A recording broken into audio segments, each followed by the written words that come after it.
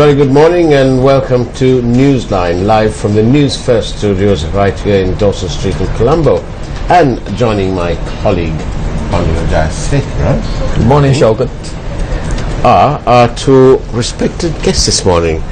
The veteran banker, trade unionist, Mr. Rusaripala Tenakon. Very good morning to you. Good morning, Faraz. And the legal man extraordinaire, Krishmal Vanasuri. Good morning to you. Good morning, Faraz. Morning, Vanduna. Looking rather dapper this morning. Thank you. Say so. Thank you. It's salmon, not pink. Oh, I see.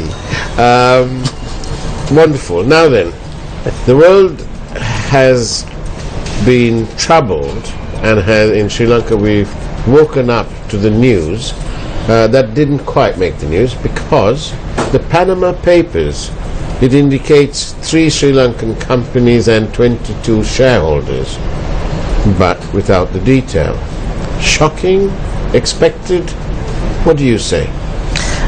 I would think it was expected for us. It can't be shocking to all of us because the entire fiasco leading to the People's Victory of 8th January last year was centered around saying there was illegal money, undeclared money lying around in foreign accounts elsewhere. Now, we can talk about it later, but in Dubai we made absolute mess of it trying to recover. We hope we can do it better this time and the right way. But I think that it's to be expected that this money was lying around somewhere. So we have to now find out whether these so-called companies are also that very same money that the government or the Yahapalana regime that came in was looking for. So it can't be that shocking. And Mr. Rusaripala, you've for long fought various battles wherever finances have been concerned. How do you receive the news that there may be some Sri Lankan money as well in the Panama area? Well, this is a matter that has come up or been revealed after 40 years of operation. So many things are yet to come. Indeed. I think it will bring us a lot of throw much light on what we have been speculating all this time.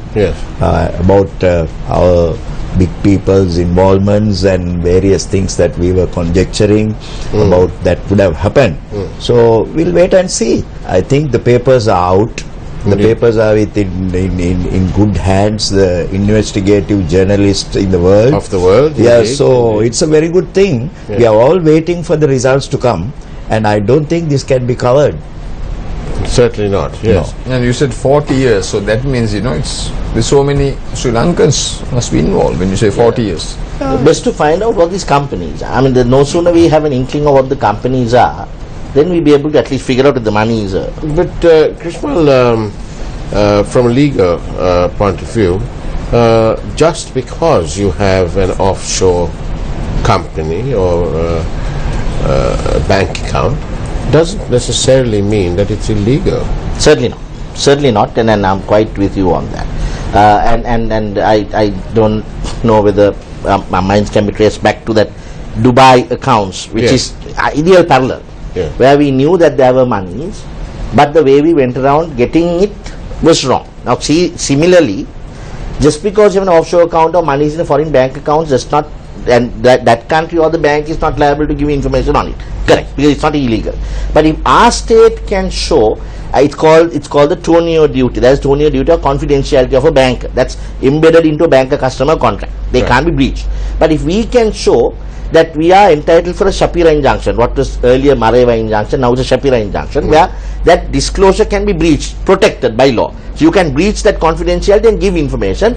That can only be done if we can show in our country there's a reasonable investigation being launched into these monies being laundered or something illegal having been done with the money. Now, if we can show that, then that allows that bank or the country to give us information. So we need to go about it the right way. Last time, if you remember, for us, we had a letter from His Excellency to the Royal Highness Sheikh saying, please give the information. You can't do that. Bankers are not bound by that.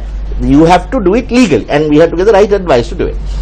They were probably misled by some banker in Sri Lanka who has claimed extensive experience in the Gulf.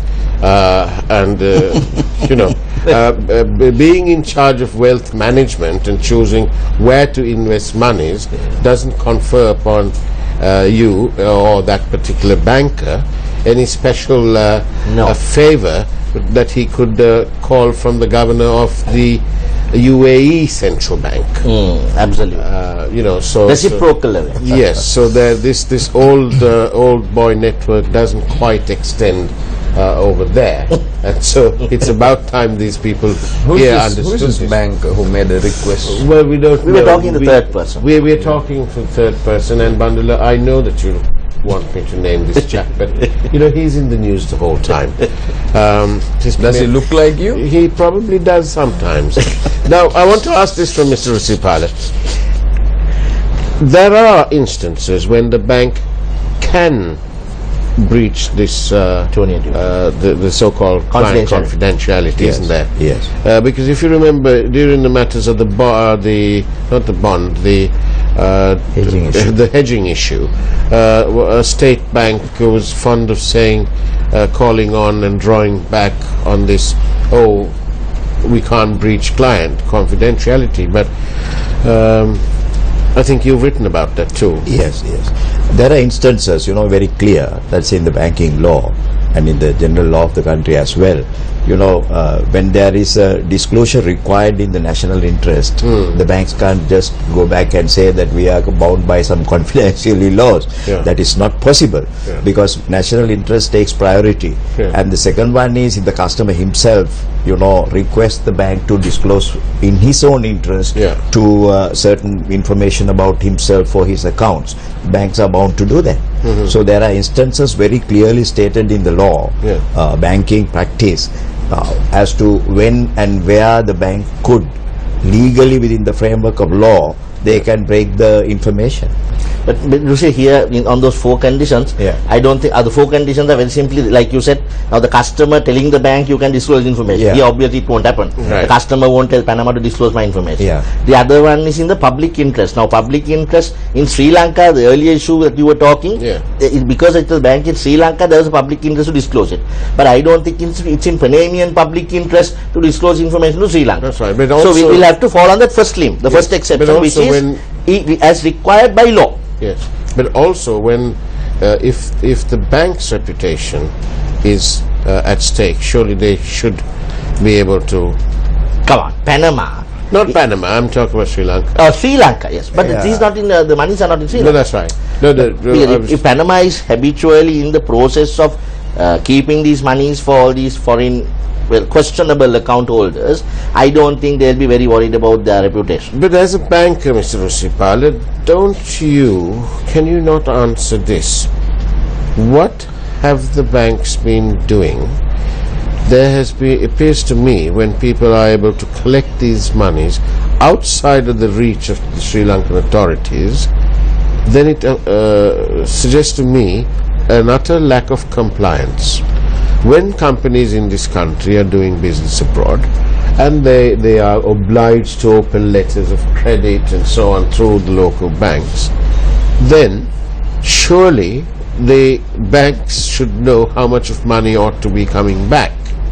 I know. And when it doesn't, and when it ends up in offshore territories, let's say like in Gibraltar, we have a group of industrialists, 3 of them, or 4 even, fighting amongst themselves, and within this fight, it emerged in the Sri Lankan commercial court that there was monies outside in Gibraltar, but obviously without the permission of the central bank. So what on earth was the Exchange Control Department doing all these years? They didn't collect $210 million in Gibraltar in the space of 1 year.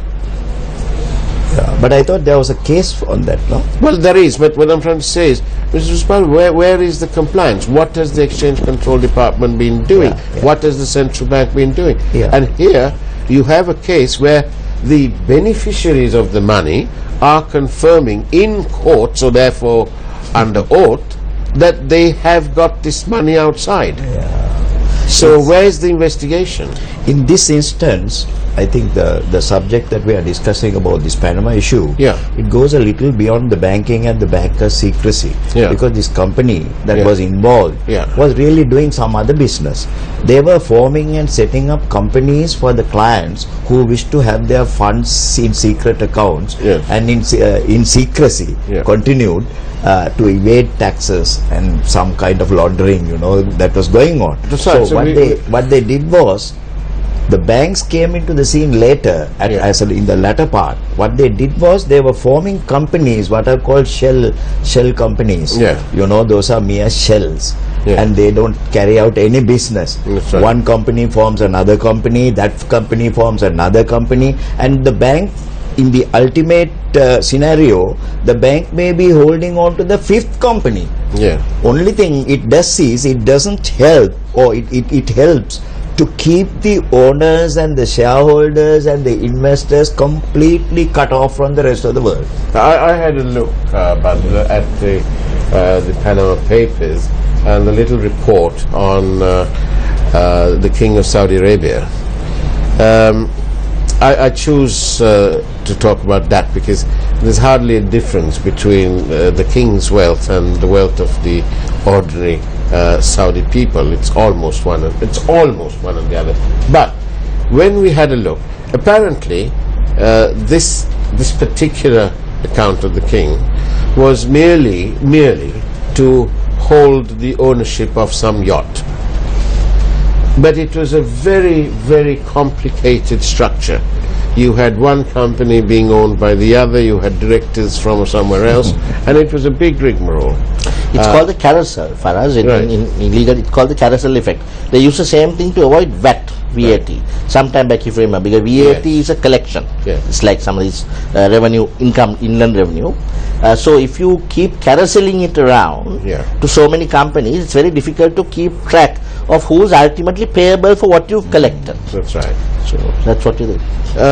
We have had the first casualty. The We've Prime had Minister the of first. Iceland. Yes, I mean, He has resigned. Yes, last but night. his initial reaction He was forced to. His initial reaction was, there was nothing wrong. It didn't matter, or perhaps it escaped him, that this company with millions of dollars of assets in it, he sold that company to his wife for a token amount, something like $1. And he said with a straight face that he'd done nothing wrong. But at least for us, the man resigned. Imagine the same scenario equated to Sri Lanka.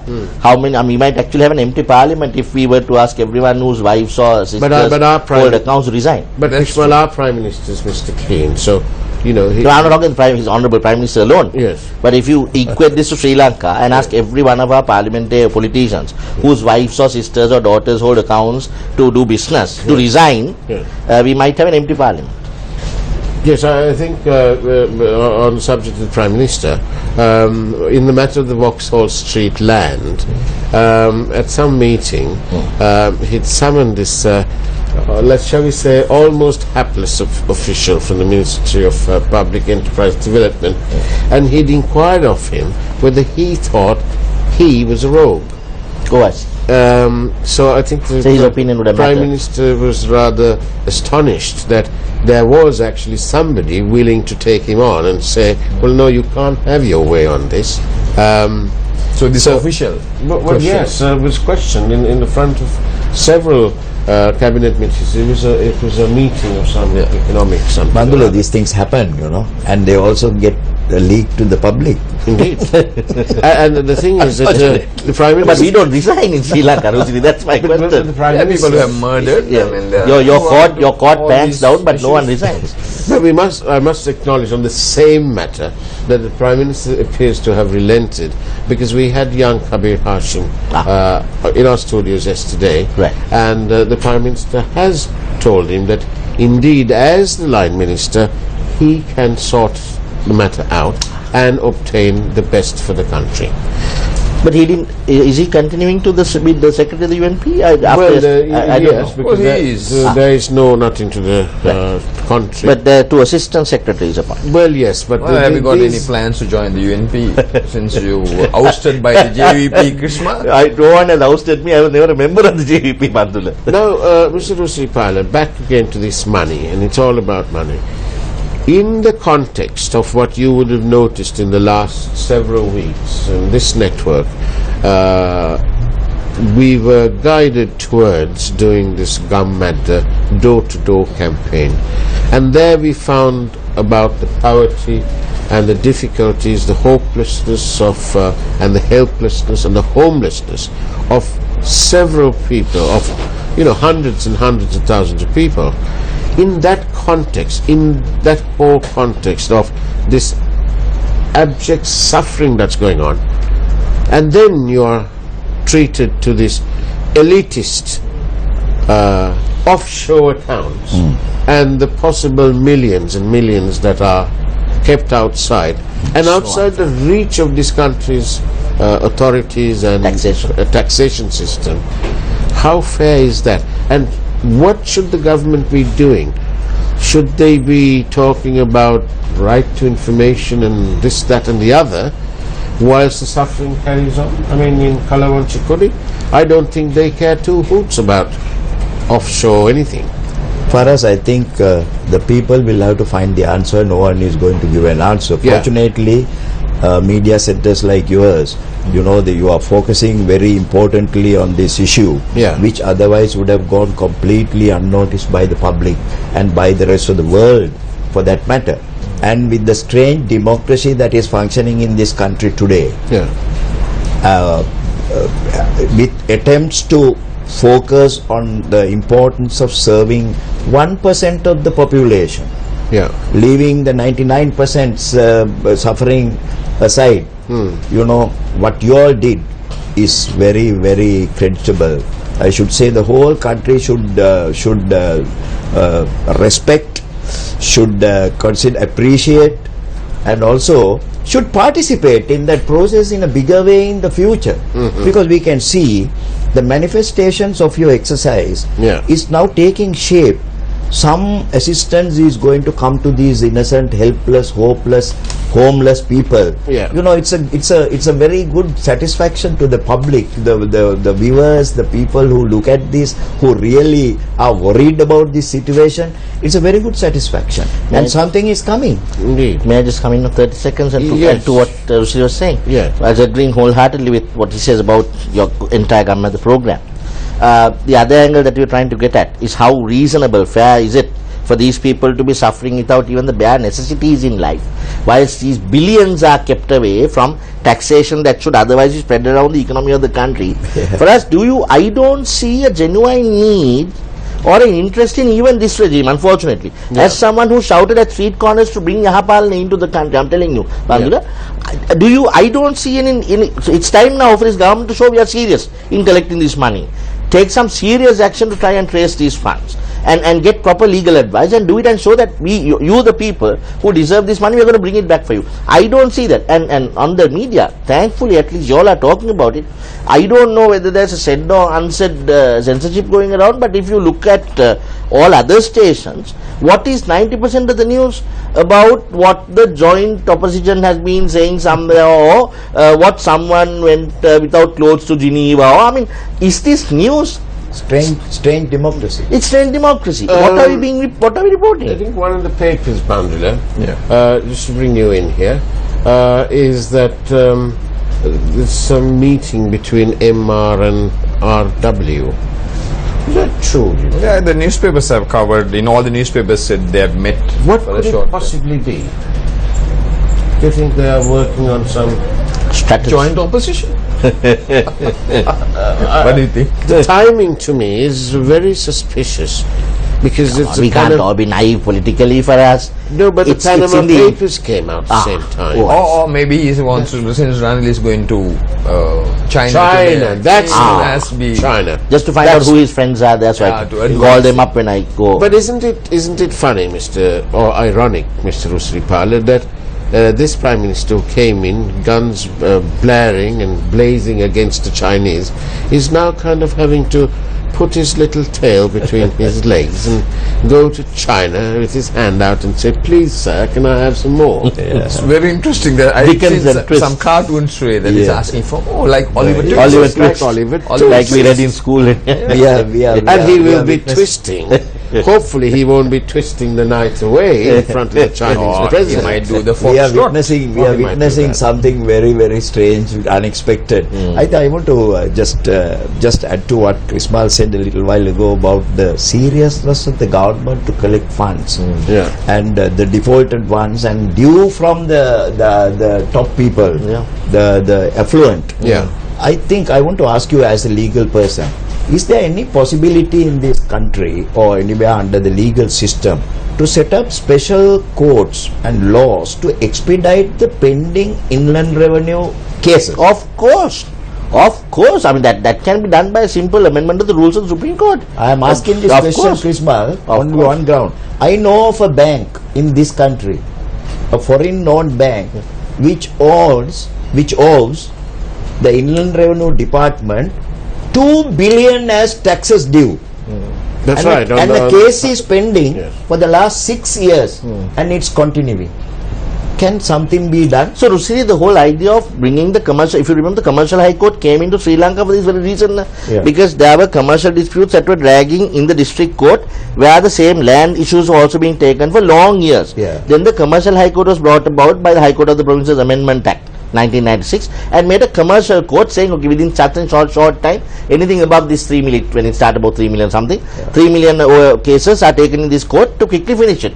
Now the commercial high court has also got backlogged because now that's also taking long. So there is nothing, I mean, if you 5 just years, Yeah. 5 years. The set up case a is special getting court, I set up also a special think- court. I also think, Bandra, that we must do our part as journalists and bring it to the notice of that senior DIG Ravi Vaidyalankara, who wasn't in the photograph yesterday, captured Sleeping. All wide awake.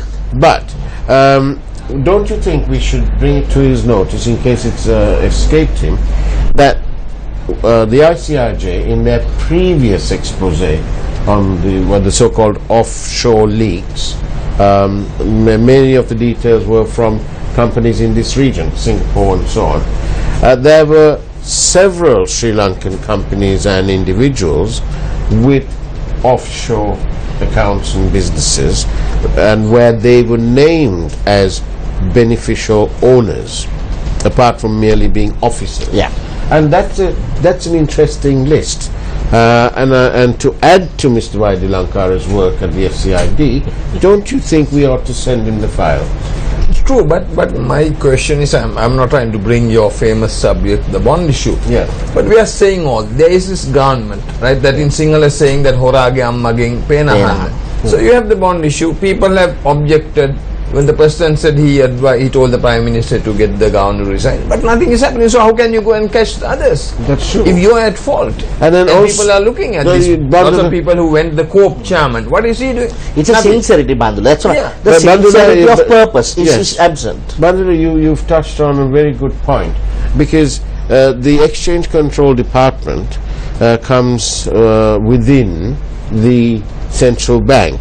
So my complaining that what have they been doing whilst all this money was being accumulated is neither here nor there, because the central bank itself, the head of the central bank, is steeped in this controversy, which our dear Prime Minister is yet to solve. So you can't go after Panama Papers if you are at fault. Exactly. The government itself.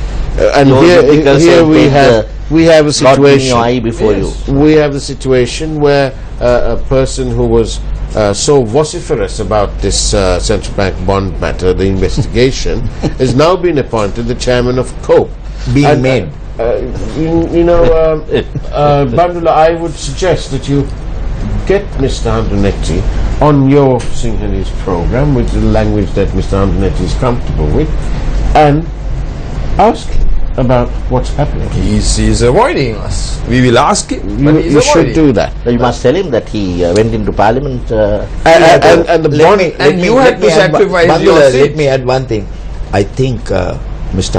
Honorable Hadunetti has to expect his conditionalities. But I would agree with Buddhika Pantharan at this time. He is refusing to call these people honorable. He said they should not be called honorable, the MPs. Absolutely. 30 seconds. They were honorary, if you remember those days, because they were not receiving a payment for what they did. That is why the old parliament DAs, Bandaranaike and them, became honorary. Yeah. Because like our old literature associations in school, you're honorary president, honorary secretary, you don't get a payment for it. It's an honorary service. But after we started paying them salaries and giving them bacon and egg breakfast and Land Cruisers to drive around it, and business class travel, we shouldn't be calling them honorary because they're being paid for it now. I think all members of parliament, when they join parliament, in their first term, they should all be limited to driving 800cc cars. Maruti? Yes, Maruti or Suzuki, something like that. Yeah. So this is a sad thing, because you have to punish all these people. Indeed. What do you think, the two of you, what do you all think will happen once the Panama Papers, by the way, it's hashtag Panama Papers if you want to follow it. What do you think once these three names and the 22 shareholders come up? What do you think will happen?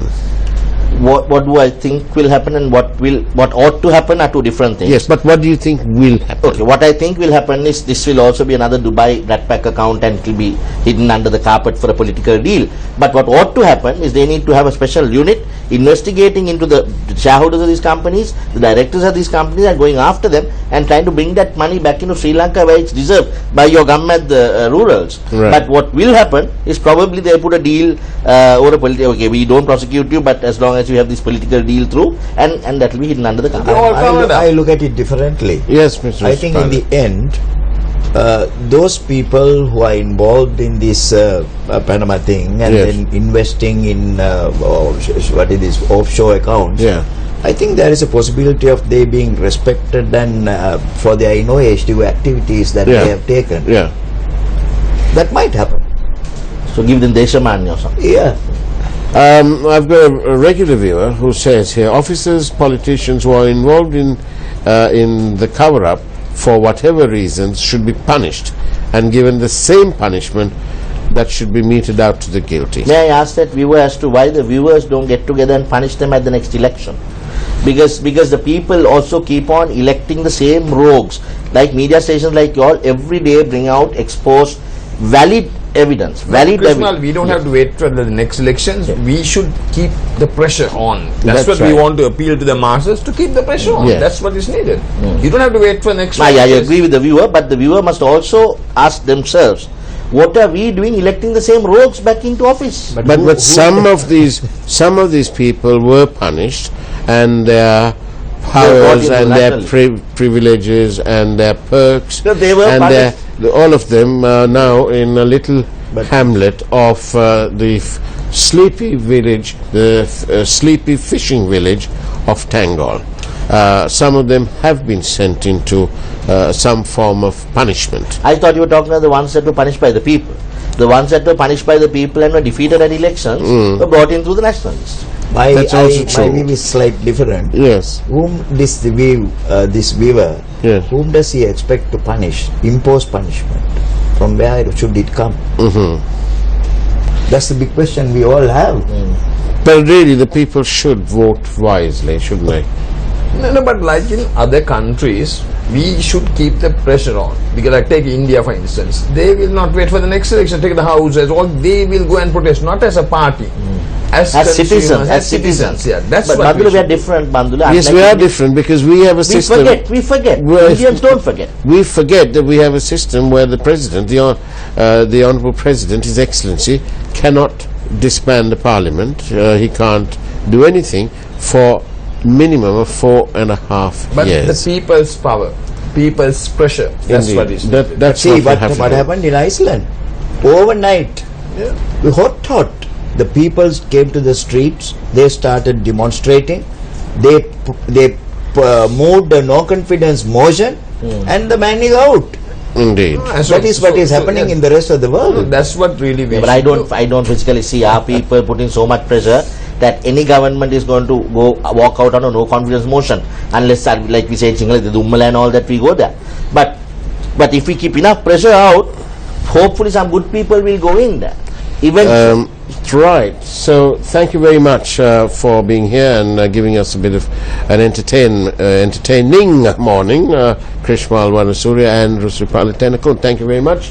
Always a pleasure. Sekra for being here. Thank you very much, Shaukat. Very nice tie today. Thank you very much. Newsline will be going to Dambulla over the Sinhalese New Year. Do watch out for us, and for Bandula, we have some exciting stuff for you. Thank you for watching Newsline. Take care, have a great day, and God bless.